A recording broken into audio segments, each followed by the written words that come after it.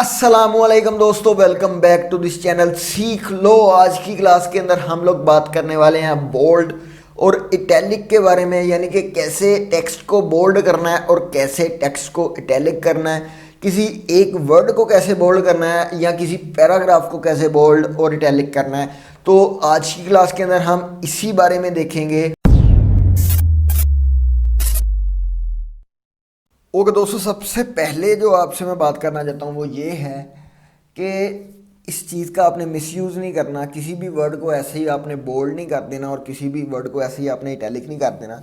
इस चीज़ को प्रॉपर देखना है कि किस चीज़ पे बोल्ड को अप्लाई करना है और किस चीज़ पे इटैलिक को करना है। अगर आपको नहीं पता तो आपको बताता चलूँ कि बोल्ड सिर्फ उन चीज़ों पे अप्लाई होता है जहाँ पे आप एक ज़्यादा एक स्ट्रॉन्ग फीलिंग देना चाहते हैं। जैसा कि अगर किसी पैराग्राफ के अंदर आपकी कंपनी का नाम आ जाता है, कंपनी के नाम को आप बोल्ड कर सकते हैं। मतलब अगर किसी पैराग्राफ में आपका अपना नाम आ जाता है या किसी स्पेशल टास्क का नाम आ जाता है, किसी जॉब का नाम आ जाता है, इस तरह की चीज़ों पे आप बोल्ड को अप्लाई कर सकते हैं। इसके अलावा कुछ और भी प्रिंसिपल्स हैं जिनको कि आप फॉलो कर सकते हैं और एम्फेसाइज उस चीज़ को करते हैं, मतलब कि इटैलिक उस चीज़ को करते हैं जिस पे आप थोड़ा सा जोर देना चाहते हैं। आपको उर्दू में समझाऊं तो मतलब कि अगर हम एक सेंटेंस पढ़ते हैं कि the cat is not like a dog, तो यहाँ पे जो नॉट है उसको मैंने थोड़ा सा लंबा करके पढ़ा है।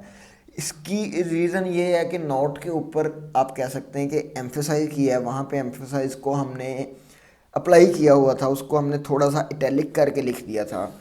तो इस चीज़ को आपने कभी भी मिसयूज़ नहीं करना। अब सबसे पहले मैं आपको एक सिंपल सा कह लें कि एक तरीका बताने लगा हूँ कि कैसे बोल्ड करते हैं और कैसे इटैलिक करते हैं। सिंपल है भाई, बहुत ही सिंपल है। जिस वर्ड को आपने बोल्ड करना है उसको स्ट्रॉन्ग के अंदर आपने रैप कर देना है और जिसको आपने इटैलिक करना है उसको ई एम यानी कि एम्फेसाइज के अंदर आपने रैप कर देना है। बस इतना सा लेक्चर है आज का। इसके अगले जो भी आपके मिनट्स में लूँगा उसके अंदर सिर्फ मैं आपको बताऊंगा कि क्यों हमने स्ट्रॉन्ग को यूज़ किया है, क्यों हमने ई एम को यूज़ किया है। इसके और भी कुछ टैग्स हैं, जैसे बी को भी आप यूज़ कर सकते हैं बोल्ड करने के लिए और आई को यूज़ कर सकते हैं इटैलिक करने के लिए। तो एक्चुअली में उसकी क्या रीज़न है कि मैंने आपको ऐसा बिल्कुल करने को नहीं बोला। अब मैं चाहता हूँ कि आप इस लाइन की तरफ देखें। इस लाइन के अंदर हमने लिखा है कि this word should be bold. इसको जब मैंने अपने टेक्स्ट एडिटर से निकल के अपने जो ब्राउज़र के अंदर देखा है तो आप देख सकते हैं कि जो वर्ड है वो यहाँ पे बोल्ड हो चुका है। तो ऐसे ही आपको दूसरा जो है वो मैं सबसे पहले बता देता हूँ एम्फेसाइज का। तो एक हम यहाँ पे और लाइन लिखते हैं, लाइन हम लिखते हैं जी the cat is not like the dog. तो अपने क्रोम के अंदर देखते हैं तो यहाँ पे वो पैराग्राफ वो वाली लाइन आ चुकी है और यहाँ पे आप लोग देख सकते हैं कि जो नॉट है वो थोड़ा सा इटैलिक हो गया, उसकी लुक थोड़ी सी इटैलिक हो चुकी है। यानी कि अब इसका मतलब ये है कि हमें यहाँ पे थोड़ा सा जोर देना पड़ेगा, नॉट के ऊपर हमने थोड़ा सा एम्फेसाइज करना है। अब दोबारा मैं आपको बता देता हूँ, एक दफ़ा दोबारा रिवीजन कर सकते हैं कि स्ट्रॉन्ग मतलब कि इम्पोर्टेंट वर्ड्स के लिए इम्पोर्टेंस, जहाँ पे इम्पोर्टेंस देनी है वहाँ पे स्ट्रॉन्ग को यूज़ करना है और जहाँ पे एम्फेसाइज करना है वहाँ पे आपने ई एम यानी कि जो कि इटैलिक कर देगा इसको यूज़ करना है। अब ऐसा नहीं है कि हमारे पास सिर्फ यही वाले वर्ड्स हैं, हमारे पास कुछ और भी टैग्स हैं जिनको कि हम यूज़ कर सकते हैं, जैसा कि बी है यहाँ पे। तो अगर हम बी को यूज़ करते हैं और मैंने रिफ़्रेश किया अपने पेज को आगे तो कोई भी चेंजेस हमें देखने को नहीं मिलती, क्योंकि बी ने भी वही वाला काम करना है जो कि स्ट्रॉन्ग ने करना था। लेकिन अब मैंने क्यों आपको सजेस्ट किया वो बताता हूँ। तो अभी आप इमेजिन कीजिए कि आप 1-2 साल के बाद अपनी वेबसाइट को दोबारा रिव्यू करते हैं और आप चाहते हैं कि भाई जो जो मेरी कंपनी का नाम है जहाँ जहाँ पे उस चीज़ को बोल्ड के साथ साथ मैं उसका कलर भी चेंज करना चाहता हूँ। मतलब कि मैं चाहता हूँ कि बाकी सारा जो पैराग्राफ है वो अगर ब्लैक है तो मैं अपनी कंपनी का नाम जो है अपनी ब्रांडिंग के लिहाज से ब्लू कर दूँ या रेड कर दूँ। तो आप जो बोल्ड वाले जो कि आपने बी यूज़ किया होगा जो कि एक्चुअली बोल्ड है, आप उसको कभी भी टारगेट नहीं कर सकते अपनी सी एस एस के साथ। लेकिन अगर आपने वहाँ पे स्ट्रॉन्ग यूज़ किया होगा जो कि सेम काम कर रहा है, वहाँ पे वो टारगेट हो सकता है। स्ट्रॉन्ग वाले को आप बिल्कुल टारगेट कर सकते हैं लेकिन बी वाले को आप टारगेट नहीं कर सकते, इसलिए हम बी को नहीं स्ट्रॉन्ग को यूज़ करेंगे। इसकी सिर्फ यही रीज़न है जो कि मैंने आपको बता दिया, इसके अलावा कोई भी रीज़न नहीं है जिसकी वजह से आपको वेब डेवलपर्स ऐसा कहते हों कि आपने स्ट्रॉन्ग। क्योंकि ज़्यादातर जो वेब डिज़ाइनर्स हैं वो यही कहते हैं कि बी को यूज़ करने की बजाय आप स्ट्रॉन्ग को यूज़ कर लें और आई को यूज़ करने की बजाय आप जो है ई एम को यूज़ कर लें, क्योंकि उसकी भी यही रीज़न है कि आप ई एम की जगह अगर आई लगा देते हैं, मतलब अगर यहाँ पे मैं आई लगा देता हूँ तो इसका मतलब है कि ये इटैलिक हो जाएगा। लेकिन अगर आपको मैं टेक्निकली देखते हैं तो हम इटैलिक हो जाता है, लेकिन अगर हम बाद में बात करते हैं अपनी ब्रांडिंग की या अपने कलर चेंज करने की, मतलब कि फ्यूचर के लिए अगर हम बात करते हैं तो हमें इटैलिक आई से नहीं, हमें ई एम से यूज़ करना है। तो इसलिए मैं आपको रिकमेंड करूंगा कि आप ई एम से यूज़ करें और स्ट्रॉन्ग को बी की जगह यूज़ करें।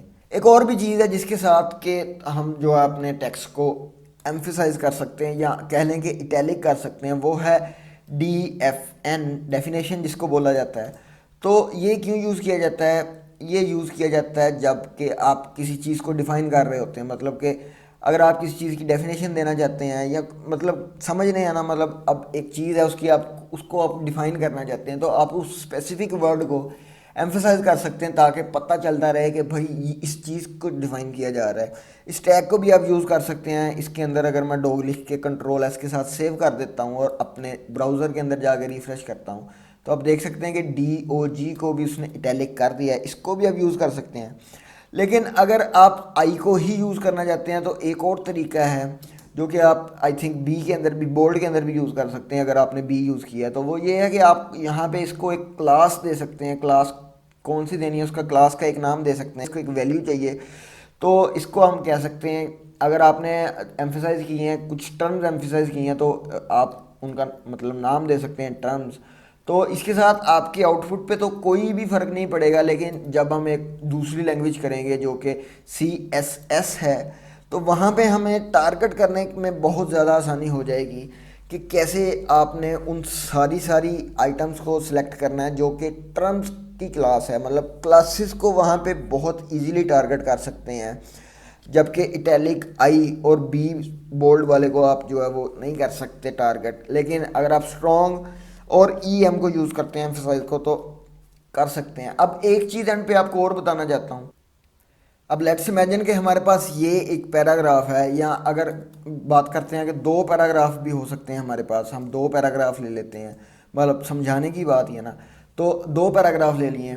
अब आपने कभी भी ऐसा नहीं करना कि आप सिर्फ एक के देखने में अच्छा लगता है, बोल्ड देखने में काफ़ी अच्छा लगता है तो आप उसको बी कर दें या स्ट्रॉन्ग कर दें। आपने बिल्कुल भी ऐसा नहीं करना। तो वैसे अगर हम देखते हैं तो ये वाली लाइन काफ़ी ज़्यादा अच्छी लग रही है देखने में, लेकिन सिर्फ ब्यूटी के लिए आपने ऐसा कुछ नहीं करना, क्योंकि HTML के अंदर हम सिर्फ और सिर्फ कंटेंट की बात करते हैं।